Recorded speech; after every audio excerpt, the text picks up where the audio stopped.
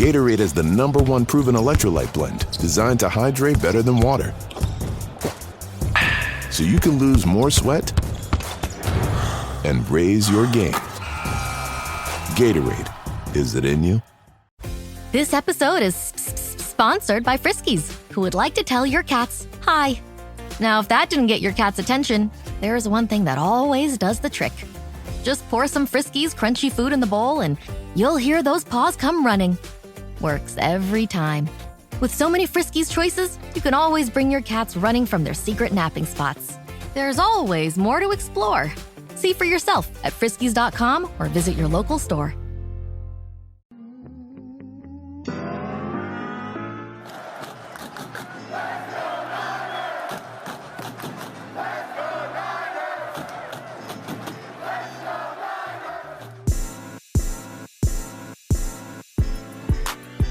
Welcome into 49ers Access. My name is Sterling Bennett, and today we're going to go over training camp day number 8 for the San Francisco 49ers. Going to get into some key absences, some injury news, but also Brock Purdy being dialed in from the jump. Nick Bosa's monstrous performance against San Francisco's offensive line, and talk about some rookies that may or may not be climbing up the depth chart as training camp progresses.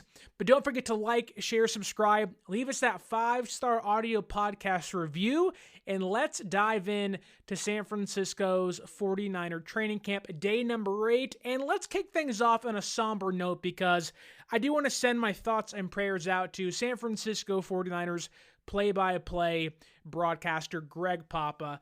It was announced today that he is battling a form of cancer. Hope and wish him the best. Papa's a nice man, a Bay legend, especially for someone like myself who grew up watching Papa on television with the Chronicle Live and, of course, NBC Sports Bay Area. And also, being a big Niner fan, if you're a Raider fan out there too, Papa, we wish him the best hosting KNBR still. As a sports radio guy myself, I do want to send my thoughts and prayers to Greg Papa. Get well. Hope you can get back soon, because we need you. We need that voice. I want to hear touchdown San Francisco. I want to hear that again this season for the San Francisco 49ers radio broadcast and television broadcasts, if possible. But let's dive into the actual day itself, because it was a near 2-hour practice for the San Francisco 49ers.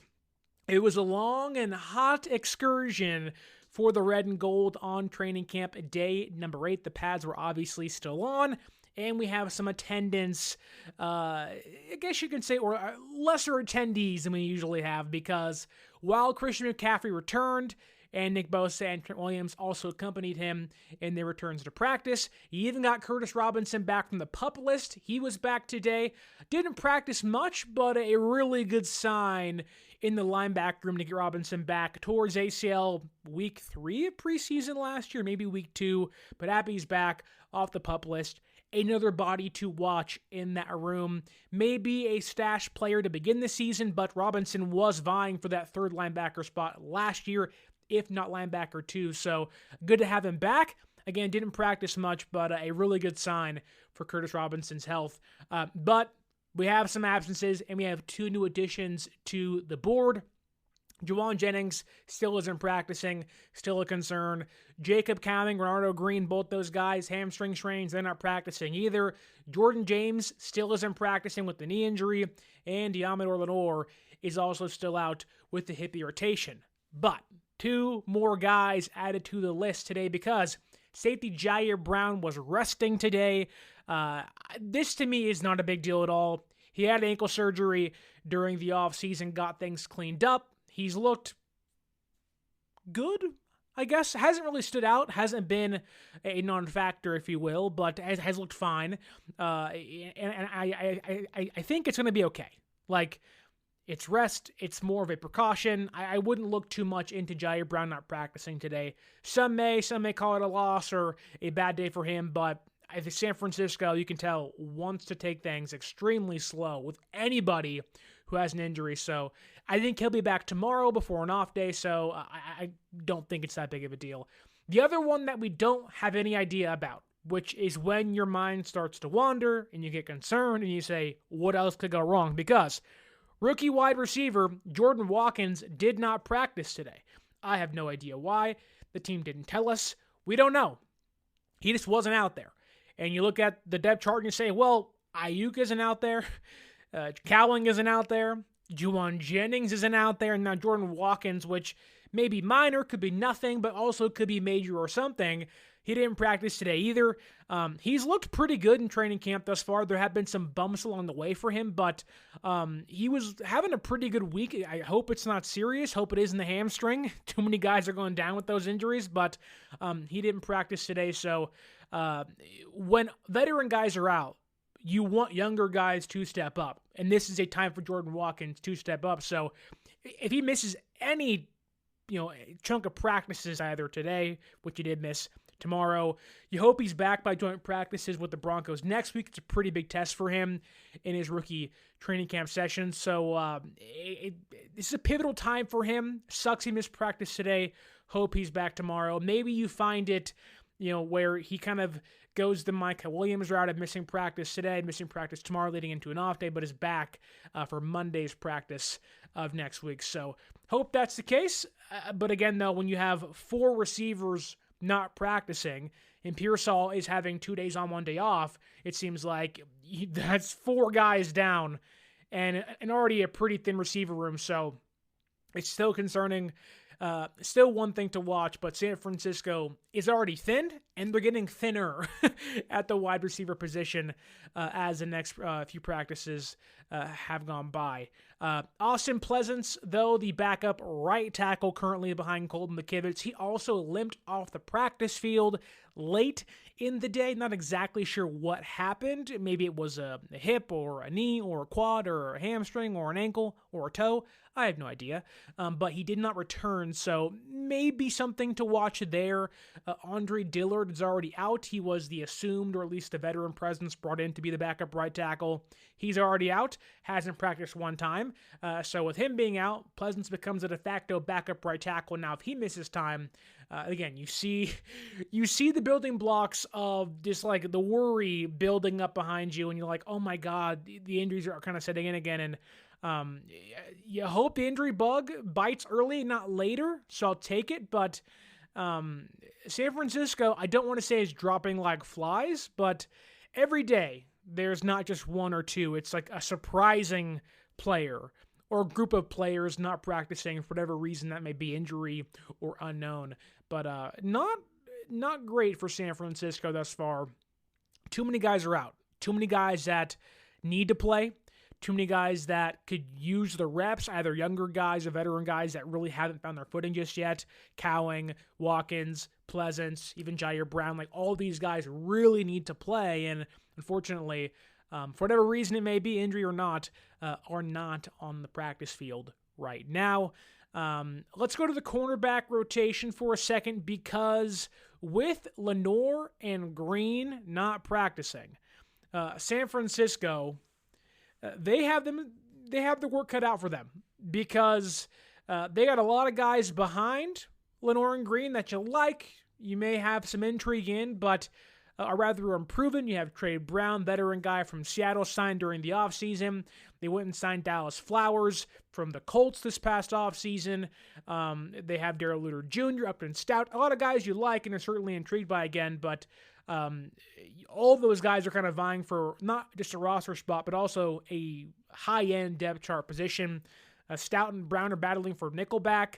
Brown, Flowers, and Luter are battling for the outside cornerback spot. So again, everyone's kind of fighting for a job, which is good. You want to breed competition, but you want to do that with Lenoir and Green being out there. That said, I do think that despite you wanting your top guys out there playing cornerback, and the same thing goes for wide receiver, you want Ayuk and Jennings and Robinson and Pearsall to be out there every single day.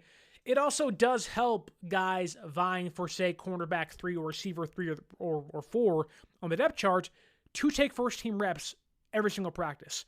Again, you want to be healthy, but if you're seeing Dallas Flowers and Trey Brown and Stout and Luter Jr.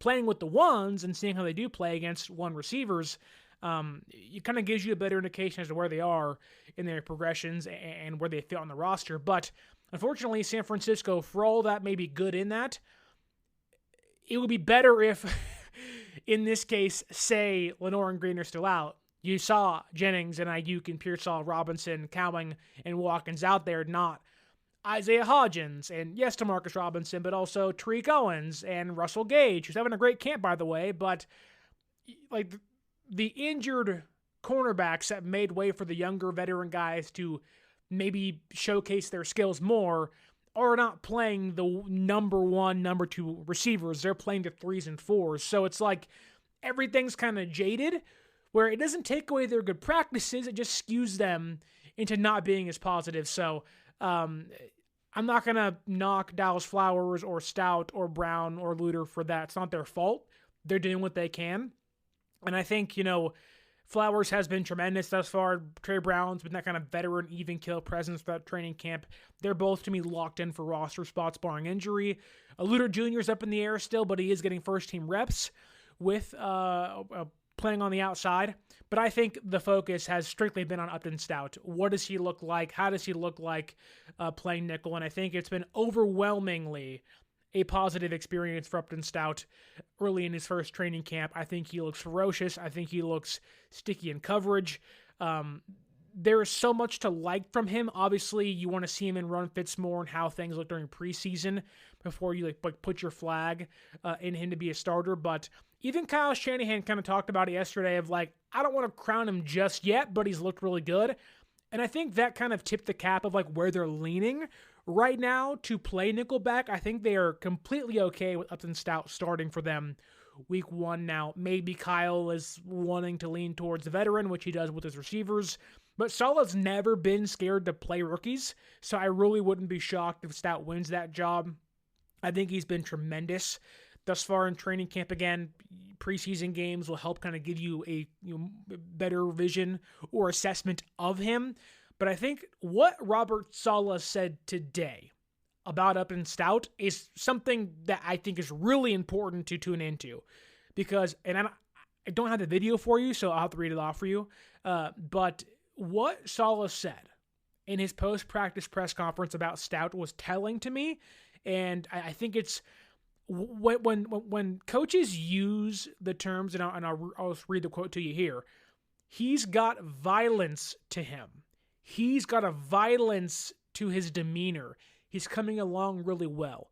When a coach like Saleh, or even Kyle, who, they want their players to be aggressive and play violent and just play with the high motor, when you hear them say that about Upton Stout, it makes you want to pay attention more to what he's doing out there. And he's a rookie fighting for a starting job, but you got to pay attention when they say those things. And I think for Robert Saleh and even Kyle Shanahan to both praise Stout in back-to-back days and practices, that's a good sign for him to start. Maybe not week 1, but early, or at least have a really good chance to start. I think it shows you that, while the consensus after his selection was really, this is the guy, you reached, nickelback, okay.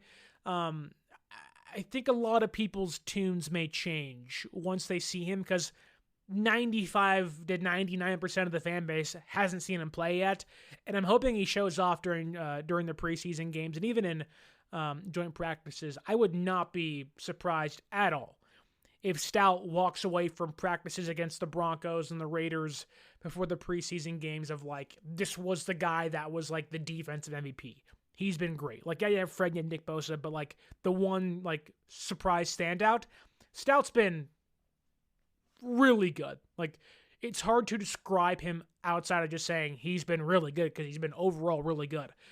There's times where you see him be a rookie and make mistakes, but other than that, a really good day for Upton Stout. Again, Nick Zakelj, back to the offensive line for 1 second. He continues to get first-team left guard reps, even with Ben Barch out, or back, excuse me. Barch is being eased back into things, so maybe that's why, but Shanahan talked about it being a competition, so they are not steering away from that. They're not going to give Ben Barch the job, which may be a good thing. For as much as Ben Barch played well last year, in a short time. He's never healthy. So I think having somebody that you can trust play left guard if Barch can't or just isn't good enough, I think you really need that. I was always shocked why San Francisco never signed a guard during free agency or drafted a left guard earlier in the draft, but now we're here and we have to pick and choose with what we got. But I really think that just watch out for Nick Zakelj. Well, I do think we want to give Barch that job. Zakel's in the running for it. He also was taking third-team center snaps today, so maybe he's the backup center and backup left guard. That certainly is an opportunity for him to make the roster, maybe have a higher opportunity on the roster. Getting to the YouTube chat, Omega Dread said we can't have good things in reference to the receiver injuries on the roster. Papa J says, what's up, Sterling? What's up, Papa J? Strawberry Axe says, Papa! Like he's from 1999 with the Scream and Scary Movie reference there for a second. Papa J says, I'm excited about Upton Stout. I would be too. He says, I've heard he's short and stout. So hopefully he's in a little teapot. Don't want to pour him out. That was terrible. That was cringy. I'm sorry. I will see myself out of the podcast. But Upton Stout has looked really good. He even said here, he's got a handle and he's got a spout. Papa, we are in tune, brother. We are in tune tonight. And John Neville says here, what's up, Sterling? What's up, John? Right back at you. Is it Friday? Thursday? Friday? It's Friday? Friday? Yeah, it's Friday. Friday? I don't know. Whatever. Happy Friday. Hope you're having a great intro to your weekend as we speak. And he says, you heard about Greg Papa. Yep, talked about Papa at the top of the show. Wishing him well. Hoping he can get healthy. It sucks. It happens far too often to good people or really anybody. It is one of the pitfalls of this world. That just is the worst thing ever. But hope he gets healthy and well. More love to Greg Papa on the show. Undoubtedly one of the best radio voices in the entire league. I know we're being somewhat sentimental about Greg Papa currently with the announcement of him having cancer, but one of my favorite calls by him, I think, was 2023, may have been 2022. It also may have been preseason, but at the time, I was working for 95.7 The Game, and I still am, but I was like at the station every single day. And we were covering the preseason or the actual game, and Papa, who works for KMBR, I'm not kidding. Like, he's full bore, like, touchdown, San Francisco, and where he normally would say 49ers, he goes, Seaman. And we all said, what the heck? Okay, wrong team. Not really a team name, but okay, Greg. Quite the slip of the tongue right there, but some of the fun memories I have of listening to Greg Papa on the radio. Great play-by-play caller, whatnot, but just that San Francisco Seaman was like, yo, what the heck? Okay, it's preseason, Greg. We're not going that hard just yet, brother. Like, what are we doing? But man, Niners Throwback's in the house and says, hello. What's going on, Niners Throwback? How's it going? And he says, how's it going to Papa? Also in the YouTube chat. We're all friends here. You see that. They also say, happy Friday, happy football month. Yep, August is here. Football came back last night. Trey Lance has once again polarized the fan base in just the most obnoxious ways possible, but looked really good. Happy for him. But man, John Neville says, Woody Woodpecker. You got me.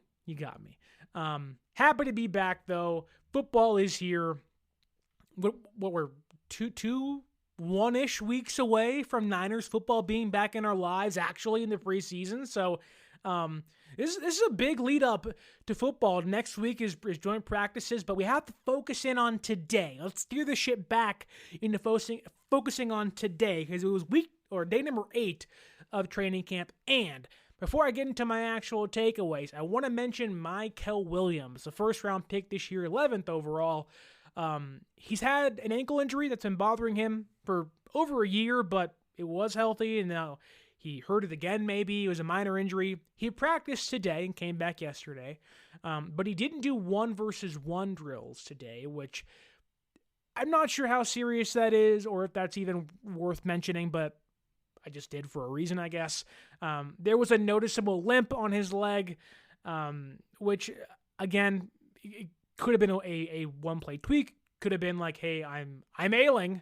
But he didn't do 1-versus-1 reps, but then did team drills. So I'm not exactly sure if they were just wanting to save him for team drills because it's more important than 1v1s. But he did beat Dominic Pooney and got a would-be sack on the day. So there was a lot of good things from Micah Williams, but the ankle injury, like every other injury on the roster currently, is still one to watch and one that Michael's in specific with the ankle injury that kind of lingered all last year at Georgia and now may be creeping back up or at least may have re-injured. I don't know. Just one to watch as time progresses. The last thing you want to see is younger guys especially go down with injury because this team desperately needs all these draft picks to play well, maybe outside of Curtis Rourke and Connor Colby, but they're all going to be called upon at some point this year. And so you want to have Michael out there amongst other guys like Collins and West to kind of help the roster pick itself back up after a really bad season last year. With a major selection of the looks your kiddos love starting at just $4 in the Walmart app, a new school year means a stylish new them. Who knew? Find skater skirts and Crocs that say, I'm casual but cool. Sparkly sneakers that say, it's my classroom, you're just learning in it. And preppy polos that say, I'm the teacher's pet, even if they're mommy's menace at home. Find their favorite styles starting at just $4 in the app. The Walmart you thought you knew is now new.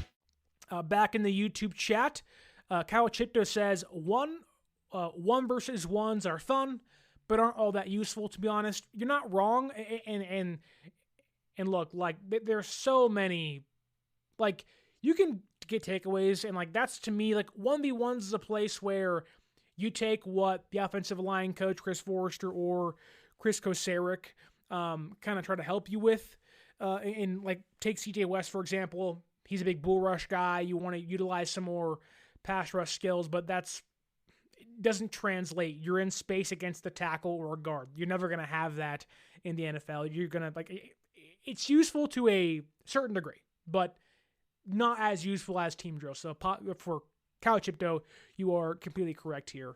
What do we have here also? Omega Dread says, okay, I'll address it. The elephant in the room, Micah Parsons. The Dallas Cowboys continue to be one of the most dysfunctional yet highly valuable franchises in football. I really don't understand how a team can be just dysfunctional yet semi-competitive but never good enough yet always talked about. And now just not getting ahead of things. You paid Dak last year. He got hurt. You paid CeeDee Lamb. Maybe he wasn't great at the beginning of the year. It was a bad year for them. 2 quarterbacks got hurt. And now Micah wants a big deal. I don't know why it wasn't done. They haven't spent a ton of money in free agency the last couple off seasons, but now he's asking for, a trade request on social media, which is never a good sign. There's rumors of there being a falling out. Micah kind of wanting to sever ties with the organization as a whole, and I don't know. It's definitely a mess in the room. San Francisco is not going to be in the business of acquiring Parsons, but I will say this. If I was the Bengals, I'm regretting signing Shamar Stewart now. I would have traded Shamar Stewart and Trey Hendrickson for Micah Parsons in a heartbeat. Now, Hendrickson's great in his own right, but Parsons is so much more versatile than him. I guess even now you can still do that deal, but man, I don't know how your organization is worth $5 billion, yet you still have a problem signing players. Now, it's not that clear and cut and dry, but and if you're Dallas and you lose Micah Parsons, you're already coming into a division that has a really good Commanders team, albeit in year 2 could be in for is a kind of letdown, but still a young, good team that was in the NFC title game last year. Philadelphia is a reigning Super Bowl champion. Dallas is looking up at those guys, and so you can't afford to have this holdout or trading away Parsons this late. Or I guess you're in August now. Like, this is go time. You don't make roster moves now usually unless you're signing small agents and whatnot, but this, that, and the other. Kyle Tiptoe, okay. He says, the Commanders aren't young. I just met Jaden Daniels. I know it's Austin Eckler and it's Debo, and it's I get it. I get it. Just talking about that regime is young, front office, head coach, like they're all together for a year or two. It's all I meant. Don't take it so literally. It's all I meant. But let's get to the actual takeaways of today's show. But actually, John Neville's coming in hot with the Greg Papa quote here. When Greg Papa did the shout out for Ha Ha Clinton Dix, it was cringe, but I laughed at it. I will say, Greg Papa's never afraid to make himself sound cringy for our own entertainment, and I appreciate that. Thank you, Greg Papa. Get well soon, brother. But moving along here to our actual takeaways of the day, and let's talk about the quarterback, Brock Purdy, the $53 million per year man, and he was 11 for 15 on the day and continues to be dialed in. Dude has looked just, I don't know what word you want to put in there. Good, tremendous, consistent. He just has been that.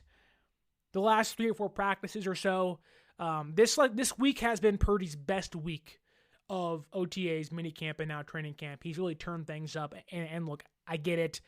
He's getting paid to do that, so it should be expected at this point. But he's looked really good thus far. And today was no different.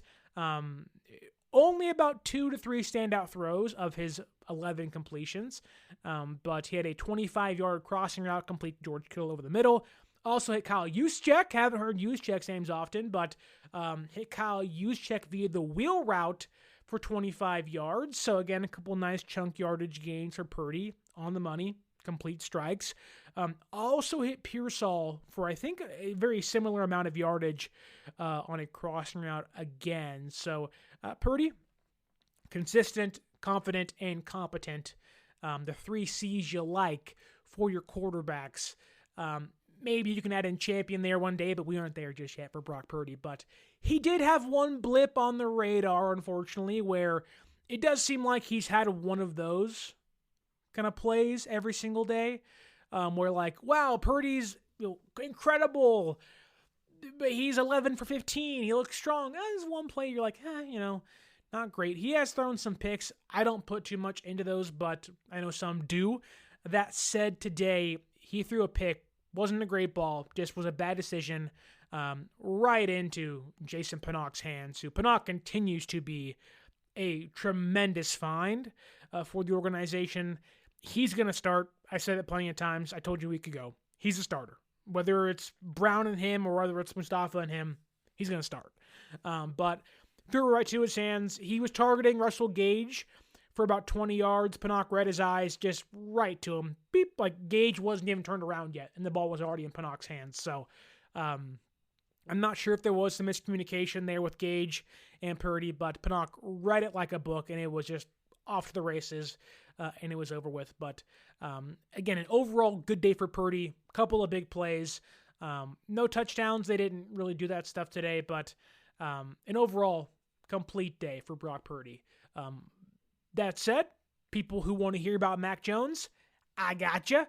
Mac Jones was 13 for 18 on the day, a typical McCorkle outing, if you will. He's looked and continued to look good. Mac Jones looks really consistent. Mac Jones looked like he's played in the Shanahan offense for half a decade. It's really good one to see a backup quarterback walk in here with a skill set like Mac Jones that does fit Kyle's offense, walk in and just kind of not only just firmly grasp the offense, like Trey took a long time to do that, and even Sam Darnold, for as good as he was last year, like Jones has looked better earlier than him as the backup quarterback, and I think, the way he's walked in and kind of commanded the backup quarterback position, it's really good to see. Now, again, he's not going to pass Brock Purdy at all. It's Brock Purdy's job, just clear as day. But Mack has looked pretty good, which doesn't shock me, like knowing how Mack looked at Alabama coming out of the draft and whatnot, but he's had kind of a roller coaster type career thus far with New England, being a Pro Bowler, going to the playoffs, and then just falling off a cliff after that and having different head coaches in the building. But Mac Jones has been a solid thumbs-up quarterback thus far. His biggest play of the day was like a 30-yard gainer to Russell Gage, which Gage had a lot of room to run, so had that been an actual game situation, maybe he'd run for a touchdown or for 10, 15 more yards. That said, it did seem like they were doing 2-minute drills, maybe. They were yelling at Gage to get out of bounds. I don't know why, but they were doing that, so I'm not exactly sure the context of why that was, but they were doing that. What else do we have here in the YouTube comments? Let's get it going. We have Papa J saying, I would love Micah Parsons for 1 year. That'd be pretty fun. Strawberry Reacts says this, I have a question. I heard the secondary is trash, and Omega Dread coming with the same thing, saying I heard the same thing. I don't think the secondary is trash. I just think that look who's out. Lenore's not playing. Green's not playing. You have two, or I guess Jair Brown has been playing, but he didn't play today. But today you had two new safeties, Grant and Pinnock in there. You have three starting secondary pieces not playing. You had a fourth one not playing today. Like you had your top two cornerbacks and your top two safeties not playing today. That'll make your defense not look as good. And quite frankly, like Dallas Flowers and even Trey Brown and Upton Stout, for as good as they may be in certain roles and how good they've looked in training camp thus far, yesterday was a lot worse for the secondary than it was today. Like today they got 2 interceptions, Purdy threw one, Jones threw one. Yesterday was just a pile of crap. They were 22 for 22. The quarterbacks were yesterday. Today, much different story. So I think it's a little unfair to assess or talk about the secondary being trash. A lot of guys are hurt. A lot of guys are out. I think they're going to get healthy come week 1, and you're going to walk into the regular season with Lenore and Green, Stout or Brown playing nickel, and Flowers and Luter or somebody else being kind of the backup cornerback 3 and 4. Then you're going to have Pinnock and probably Jair Brown starting for you. Then once Mustafa comes back, you'll have Pinnock and Mustafa out there. So you also got to think, too, like you're putting guys in new systems. Pinnock hasn't played in a wide 9 system before, but is like flourishing. Like that's a really good bright spot. Trey Brown played it with Seattle, hence why he's looked pretty confident coming in and looked like he has. In previous seasons. And even Dallas Flowers, although with Gus Bradley, Saleh puts guys in different places and everything. So there's been some transition, but also there's been so many guys out that I really wouldn't say it's trash or bad. I just think that there's been some inconsistencies. I'm not sure if that is due to injury, but it certainly plays a part in it. I do think, though, that if Green's healthy and Lenore's healthy, you're only going to have 2 new starters to begin the season, which isn't that bad in your secondary. And I think fans will be pleasantly surprised with Upton Stout. And I think Trey Brown can at least be a veteran kind of placeholder and be okay. Like, he'll be a heck of a lot better than Isaac Yiadom was last year. So that may be an improvement for you. And I think Renardo Green is set to kind of usurp Mooney Ward's production, or at least, look better than what it was last season on the defense. So I wouldn't say it's bad or it just wasn't good, but there's been some contextual reasons as to why things haven't been as crisp. And also, like, there's would-be sacks that aren't there, so, like, the offensive line has really struggled, mainly because Nick Bosa, so you got to think, a lot of these plays and drives and actual games that matter, there'd be sacks involved, there would be fumbles, like there would be things that would help the defense and the secondary especially look not as poor.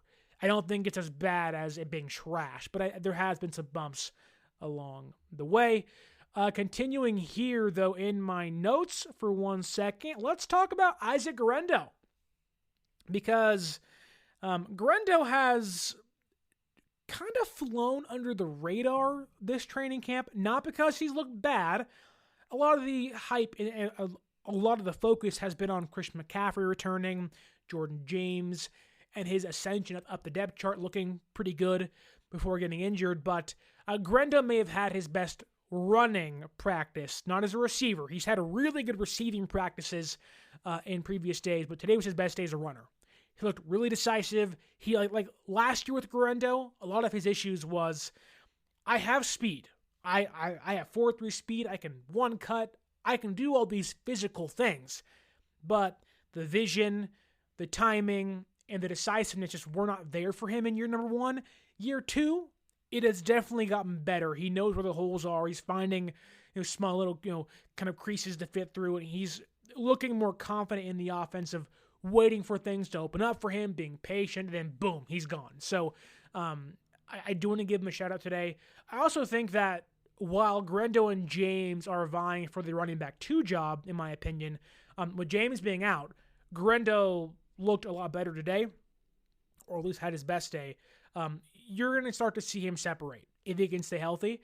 I wish James was healthy because you want to have that competition, but Guerendo, if James misses time, and maybe even if James comes back, it does feel like Guerendo is starting to pull away in that field. And look, James has been good in his own right, and I think has a clear-cut role on the offense, but Guerendo is starting to kind of pull away from the pack behind Christian McCaffrey for the backup running back job. Before we get into Ricky Pearsall and the trenches and a surprise secondary standout, I do want to remind you to go to SeatGeek.com. MLB trade deadline just passed yesterday. It was a wild one. New players are everywhere. The Giants traded away Camilo Doval to the Yankees, Tyler Rogers to the Mets, and traded away Mike Yastrzemski, who had a home run in his first game with the Royals. A lot of moving pieces. If you want to go watch your favorite baseball team play, or you want to pre-order and get ahead of getting your Niner tickets in place for you, or even go to a concert, my wife starts school in 1 week, or starts teaching in 1 week, back to work after a summer off. It's almost here, folks. The kids are going back to school. You want that one last hurrah? Go to SeatGeek.com and buy your tickets, and you can save $20 off your first purchase by using promo code 49ers Access. It's right here on your screen, and it's down below in the description.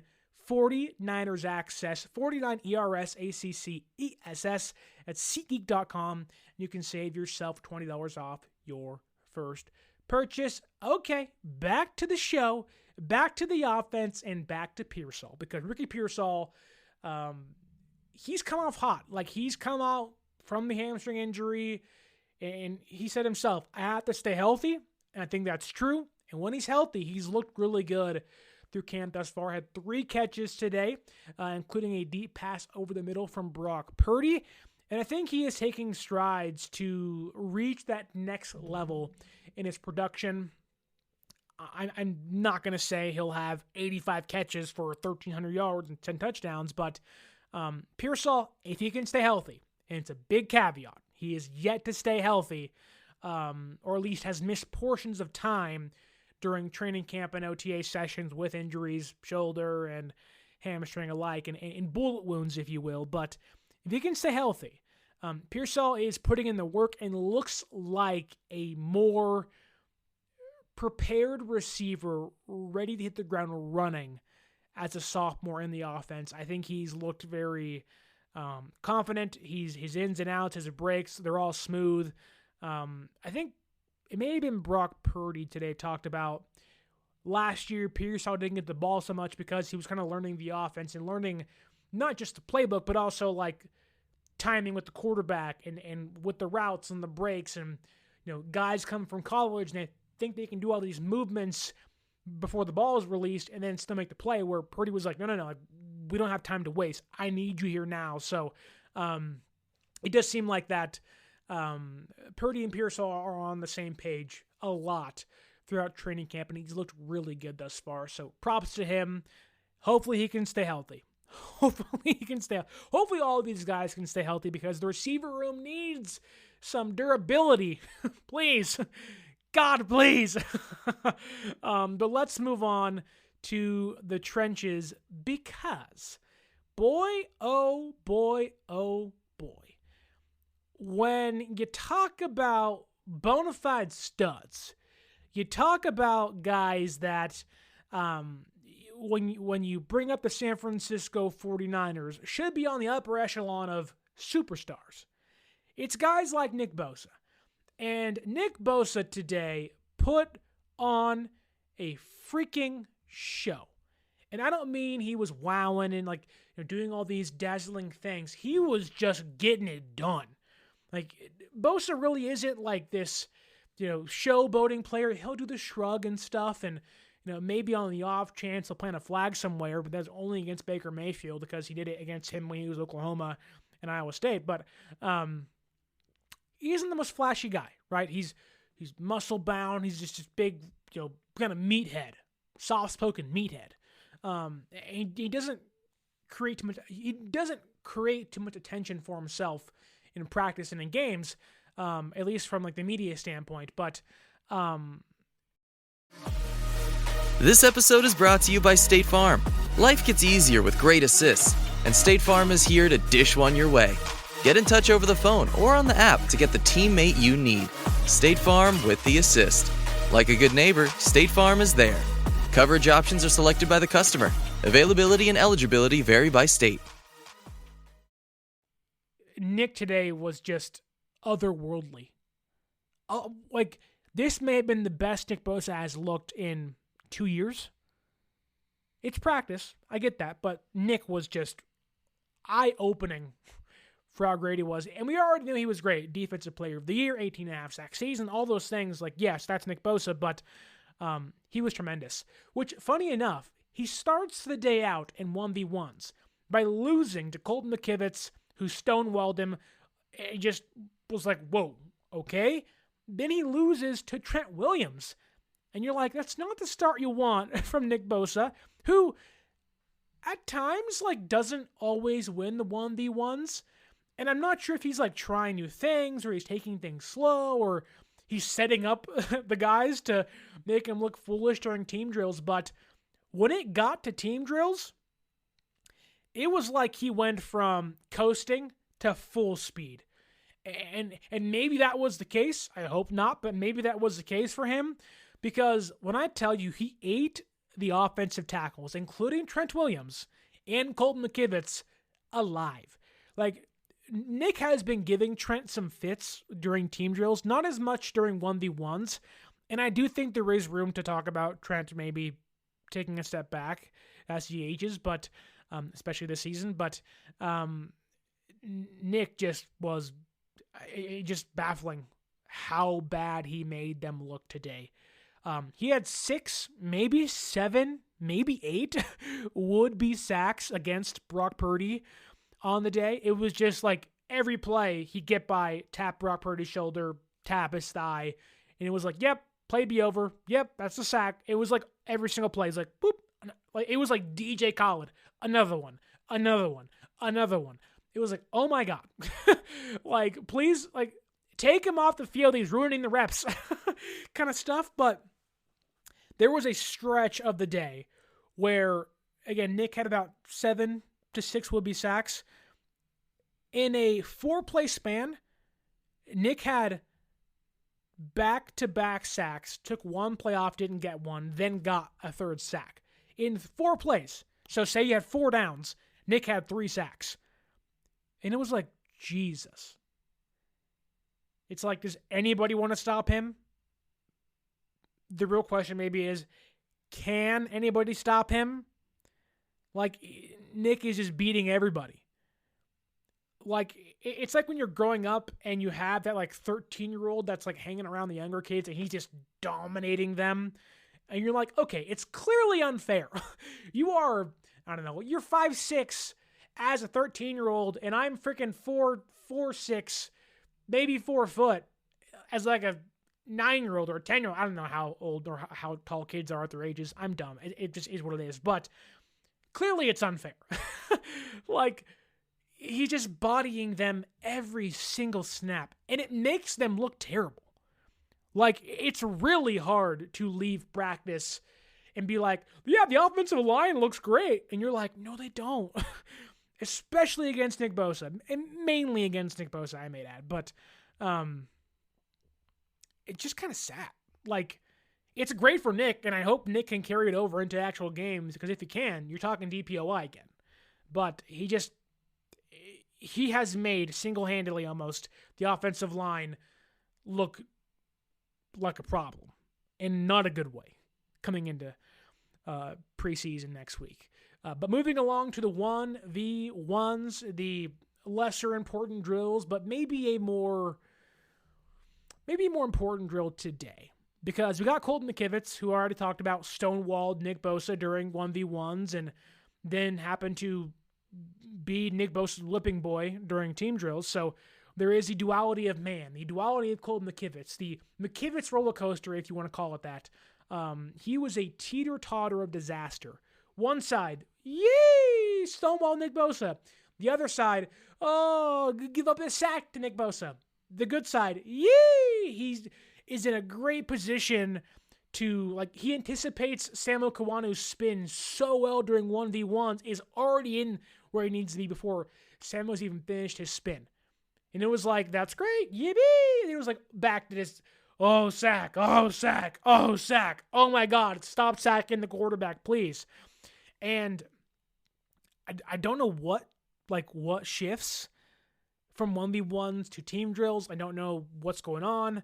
I mean, there's clearly there's protections being called out. There's obviously offensive line shifts, and there's being some stunts run, albeit not too many in training camp. Like, there's further nuances to team drills and 1v1s, but McKivitz just, it is just this like yin and yang of like, wow, 1v1s are great.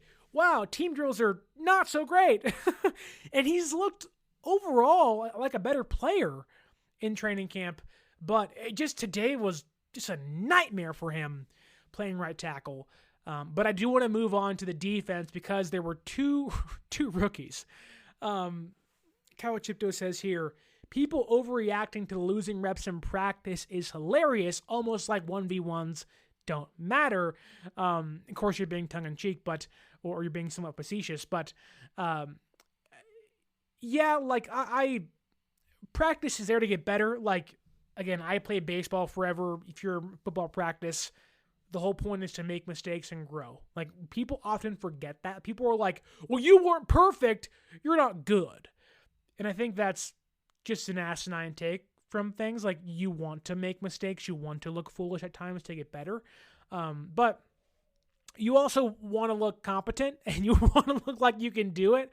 But McKivitz has been, again, the yin and yang of good and also some really bad reps. But moving along to the defense, and let's talk about some rookies on the defensive line, on the interior. C.J. West continues to be one of them dogs on the interior. Now, mind you, he's running with the third team, so maybe that would change. And mind you, he's mainly a power player, a power rusher right now as a rookie, so there is plenty of room to grow. I still think he'll be a starter over Alfred Collins or next to him. It really depends on Collins and how he grows in the next couple weeks, and we'll get to him in a second. But C.J. West in 1v1s continues to win over and over and over again.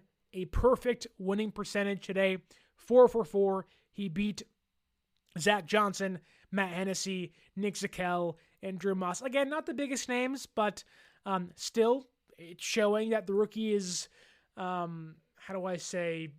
is progressing well, but also kind of gearing up to take a step up the depth chart. Like, he's earning a chance, which is what you want. You want guys quickly earning a spot, not on the roster, but like, hey, I'm ready for the next step in my, progression or my learning process, if you will. So West continues to be a clear standout on the interior defensive line. Then there is Alfred Collins, who how can I explain Alfred Collins and what he's looked like in training camp? Collins was hurt. He missed OTAs. He didn't do mini camp with the rookies. Didn't do action mini camp with the entire team. And that has really set him back in a big way.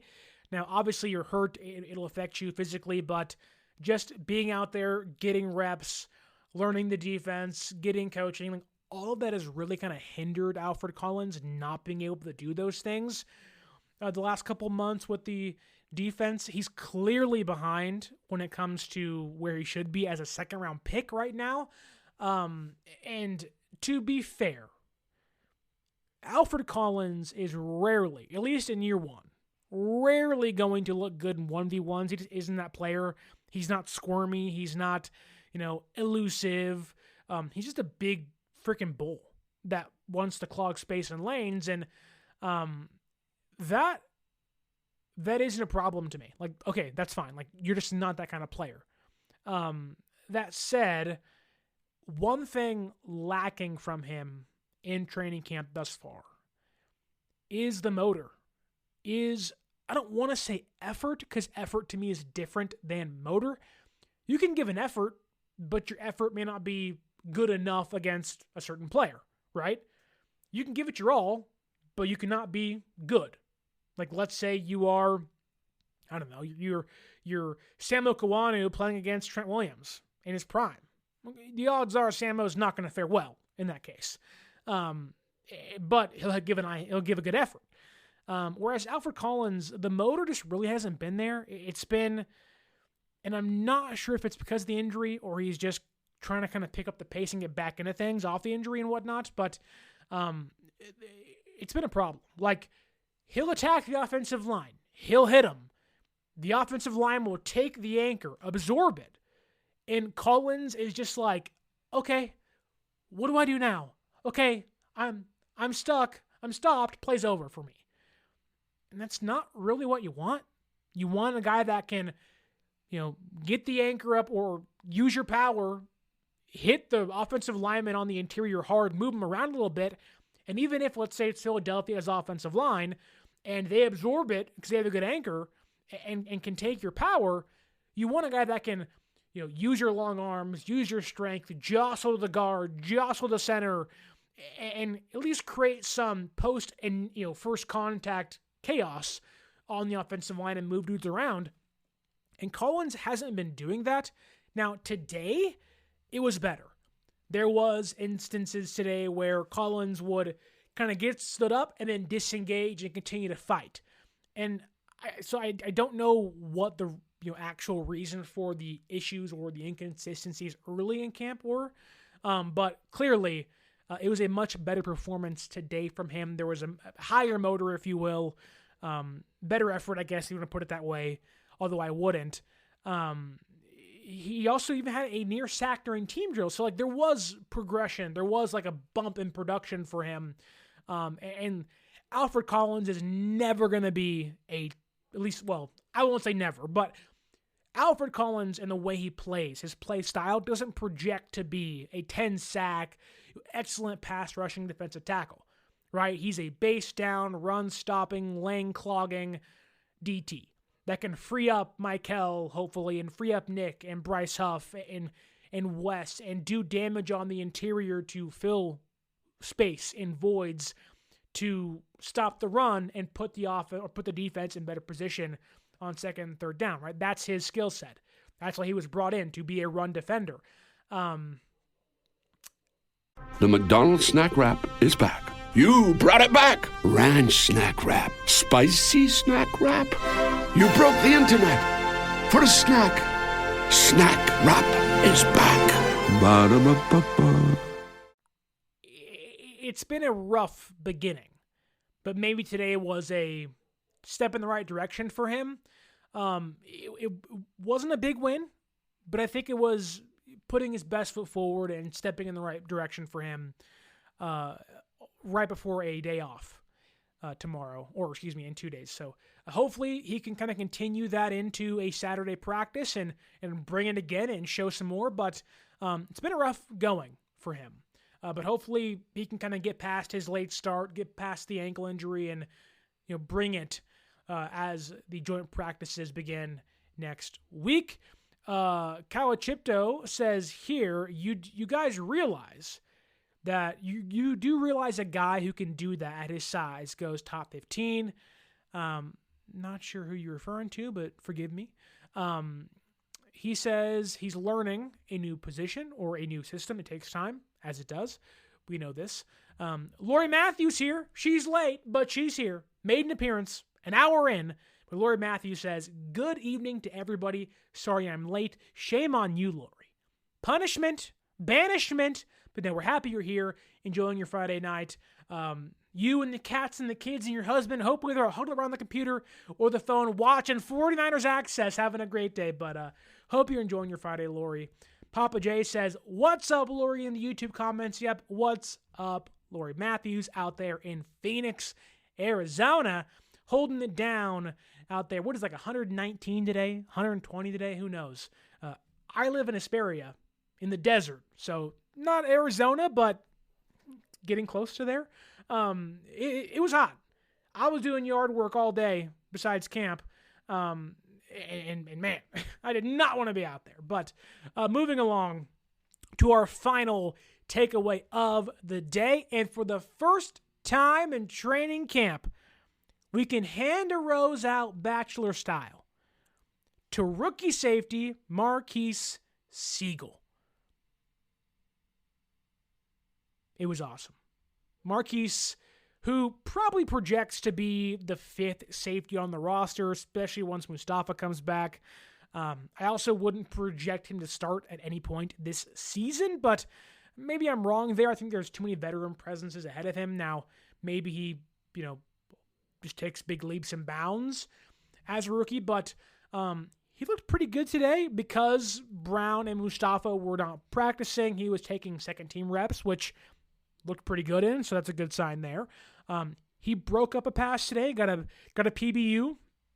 And also, I think for as small as he is, he plays a lot bigger than he'd indicate, which just fits a solid style defense, right? That's what you want. Saul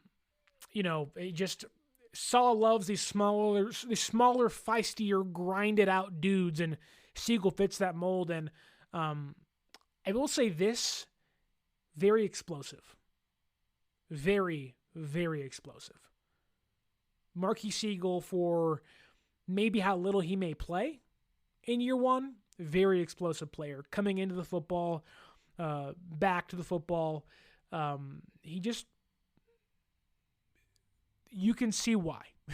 I'll just put it that way. You can see why. They like Marquise Siegel. Papa J says here, the Mojave Desert, that's right, brother.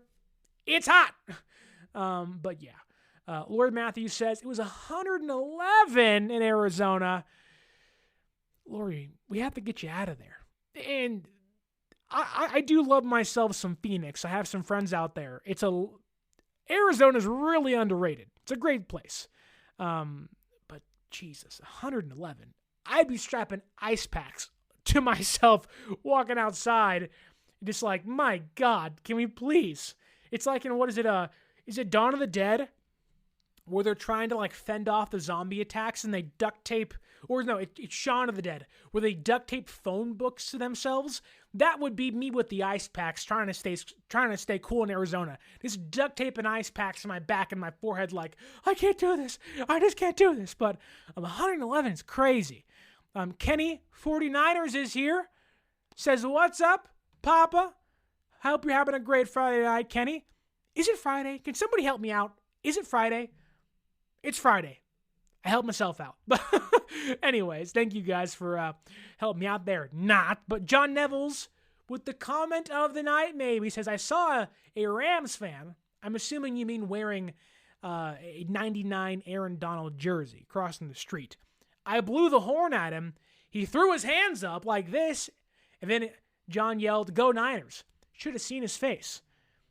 If you, look, I am someone that loves safe and respectful public pranking of people. Don't be like those dumb YouTube pranksters that get themselves in trouble. for doing idiotic things, but that stuff, I love it. Just seeing someone flailing their arms in like shock is one of the best things in life, because you know you got him. You know you got him. Maybe Alfred Collins should flail his arms sometimes. Maybe it'll catch the guards off guard, the tackles off guard and whatnot. Maybe it'll freak Jake Brendel out and be like, what the heck's going on? And then he'll get a sack from that. Maybe it'll work. I don't know. But that's all I have for you guys tonight. It was an hour. We're walking into day number 9 of training camp tomorrow. It's Saturday because today's Friday. Walking into day number 9 of training camp tomorrow before an off day on Sunday. Then Monday, preseason week number 1. The practices on Monday, Tuesday, Wednesday. Maybe they'll change things up because of the joint practices, but San Francisco Broncos joint practices next week, leading into a week 1 of the preseason for the 49ers. We're almost there. We're in the football month. Next week is the football week for the red and gold. I cannot wait to get there. In Strawberry Reacts says, Sterling, thank you for the breakdowns. Strawberry Reacts, thank you for being here for the breakdowns. Really appreciate you. I appreciate you. Lori Matthews, Papa J, Kenny 49ers, John Neville's, Kawachipto. It's a Friday night, and you're spending time with me, Omega Dread, 49ers throwback, and many, many more. I'm sure Bobo's in there somewhere, lollygagging around. But happy you guys are here. Hope you guys enjoyed the show. If you can, like, share, and subscribe here on YouTube. Hopefully you can give me a 5-star audio podcast rating on Apple, Spotify, or Google, wherever you listen to your podcast. Shooting for 100 before week number 1 of the regular season. Can we get there? I sure hope we can, and it's all because of you out there. You guys can also follow me on social media at 49ers_access is the X or Twitter. 49ers.access is the Instagram. And go ahead and use that promo code right here, 49ersaccess, 49 ERSACCESS at SeatGeek.com to save yourself $20 off your first purchase. That's all I have for you tonight. Enjoy the rest of your Friday into your weekend, the last weekend before San Francisco 49er football. Wake up, folks. Gear up, folks. It's almost here. But thank you all for listening, liking, hopefully sharing, and subscribing. And until next time, my name is Sterling Bennett. And as always, stay faithful.